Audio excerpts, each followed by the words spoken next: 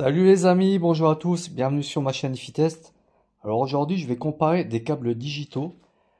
Donc ce sont des câbles coaxial, type coaxial, que je vais brancher entre mon lecteur réseau Bluesound et puis mon DAC, le DAC Oppo Sonica. Donc je vais faire différents essais. Donc je vais d'abord commencer par le câble Supra qui est ici. Donc c'est un câble tout simple. Après, je vais le tester face au câble IFI-câble, donc c'est le Digitrans. Alors celui-ci, il est équipé d'un petit boîtier. Donc dedans, alors je sais pas si vous allez bien voir, donc c'est l'original Digitrans. Donc isolateur, transformateur, technologie. Donc par IFI-câble et compagnie. Alors ce câble, il a une vingtaine d'années.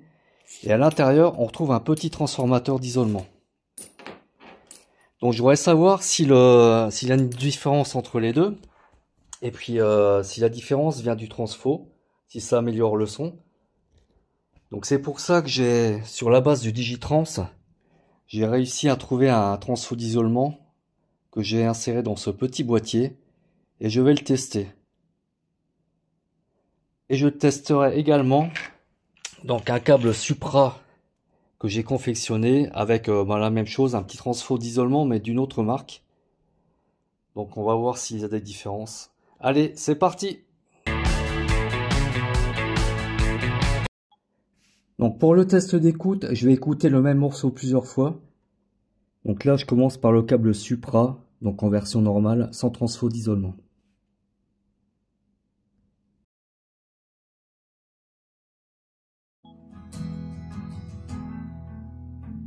April is the coolest month of all. All at home.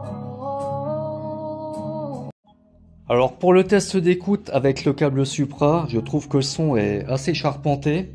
Il n'est pas agressif du tout. Et au niveau de la profondeur, on en a un peu, mais pas tant que ça finalement. Et puis au niveau de l'aération, on en a quand même un peu, mais la scène est assez serrée, la scène sonore.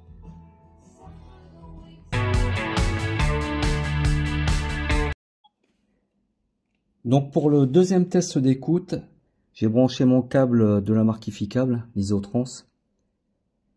Donc je lance l'écoute et on va voir ce que ça donne. All at home.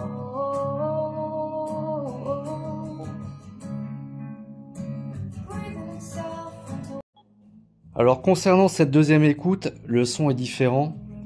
On a plus d'aération. Alors la voix, elle me paraît un peu plus petite en fait, ce qui procure plus d'aération.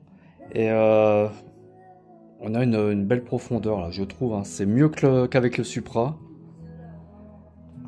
Donc sur mon système, je l'entends clairement.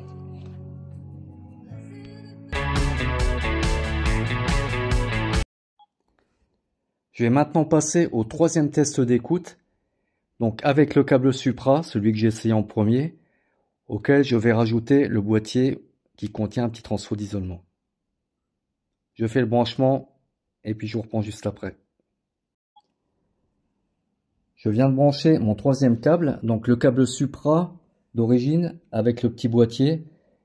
Donc c'est un boîtier qui est un peu gros, mais c'est le premier que j'avais fait en fait. Donc c'était pour tester. Donc quoi qu'il en soit, bon ça fonctionne. On va voir ce que ça donne à l'écoute. Bon voilà, troisième test d'écoute. Donc je dois dire que la différence là franchement c'est énorme quoi. Je retrouve les basses du câble Supra, la même assise on va dire. Donc ça c'est vraiment bien. Mais par contre au niveau de la scène sonore j'ai beaucoup plus d'aération. Même les canaux droite et gauche, je trouve qu'ils sont mieux séparés. Et puis c'est surtout que tout se détache davantage, les voix, les instruments, franchement, c'est beaucoup mieux.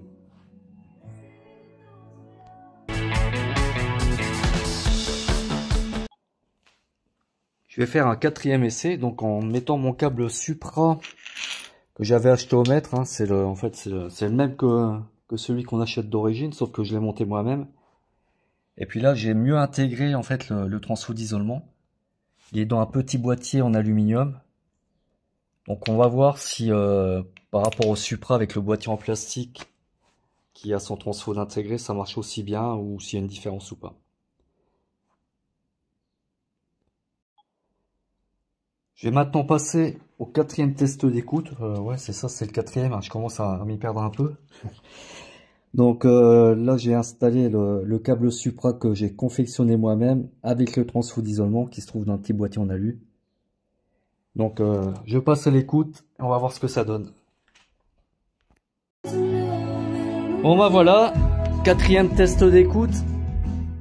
Alors, avec ce câble, donc, par rapport à l'autre Supra, donc le Supra où j'ai rajouté le boîtier, bon, je retrouve les mêmes caractéristiques, hein.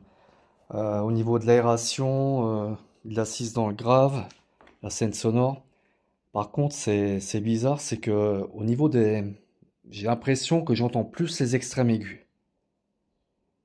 Et voilà, c'est un peu plus aigu. Donc un peu plus détaillé dans les aigus, ouais, c'est plutôt ça le terme. Donc entre ce petit boîtier, je vais le démonter, hein, je vais vous montrer ce qu'il y a dedans. Et l'autre, on n'a pas tout à fait les mêmes composants. Alors effectivement, on retrouve un transfo d'isolement, donc sur un petit circuit imprimé, mais on a également quelques condensateurs. Et ils sont légèrement différents, les circuits imprimés. Donc c'est peut-être ça qui explique la différence de son et qui modifie légèrement la tonalité, donc avec plus de précision, des aigus plus détaillés. Pour celui que j'ai installé, donc avec le boîtier qui se trouve dans le boîtier en aluminium, donc qui est ici actuellement à l'écoute. Bon, moi j'ai fini mes tests d'écoute. Alors je sais pas si sur YouTube vous entendrez quelque chose. Bon, de toute façon, je vais mettre que des petits extraits parce que il risque de shooter la vidéo. Ça m'est déjà arrivé. Quoi qu'il en soit, alors ce type de boîtier, ça fait plus de 20 ans que j'utilise ce type de boîtier. Donc en fait, depuis que j'avais acheté ce câble, le câble de chez Ficable, je me suis rendu compte, donc j'avais ouvert, hein, qu'il y avait un transfo dedans. Et puis ben, j'ai retrouvé alors, à peu près l'équivalent, hein. Donc j'utilise des balloons. Alors on trouve ça sur Amazon. Donc c'est des petits transfos d'isolement qui servent normalement pour les caméras avec des grandes longueurs de câbles en fait pour éviter les parasites. Et donc j'ai essayé, j'ai trouvé que ça marchait bien, quoi. Et donc voilà, depuis plus de 20 ans, j'utilise ce type de boîtier entre parce que j'en ai plusieurs, mes streamers et puis mes DAC. Donc ça coûte pas très cher, hein. Un ballon, ça doit coûter 10-15 euros. Bon, après, faut l'adapter avec des prises. C'est des prises baïonnettes, hein, d'origine. Donc, faut l'adapter avec des prises RCA. Mais bah, là, la dernière mouture, c'est celui-ci. Donc, hop. Donc, c'était un ballon de la marque Neutric, en fait, que j'avais trouvé chez Thomann. Bon, il était un peu plus cher. Et bon, il a fallu que je change la prise RCA pour l'adapter. Et puis je l'utilise, donc ce transfo d'isolement avec mon câble AudioQuest. Donc celui-ci c'est le carbone. Et il va sur ma grosse installation. Et franchement, à chaque fois, bon, je fais plusieurs essais, hein. De temps en temps, je le redémonte, je le réécoute. Et je trouve que c'est moins bon. Donc sur tous les systèmes que j'ai pu essayer, à chaque fois j'ai mis ce petit boîtier et ça a amélioré le son, mais c'est assez flagrant, quoi, plus que de changer de câble à la limite. Bon bah j'ai calé le téléphone comme j'ai pu, donc il y a du bruit aujourd'hui. Alors donc j'ai retiré les deux vis simplement, je vais ouvrir le petit boîtier en plastique. Alors, je sais pas si vous allez voir comme il faut, mais en fait, donc là, vous voyez, il y a un tout petit circuit imprimé. Et dessus, ben, sur celui-ci, il est tout simple, hein, on a un transfo. Donc, juste au-dessus, hein. Et en fait, j'en ai d'autres, des ballons.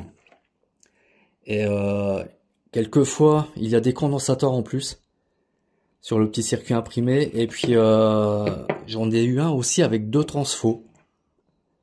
Mais en fait, celui qui fonctionne le mieux, hein, c'est le plus simple avec un transfo simplement, un petit transfo d'isolement. Donc voilà ce qu'il y a à l'intérieur. Donc et ce type de produit, ben, on le trouve sur Amazon, hein. On le trouve sur Amazon, donc une dizaine d'euros.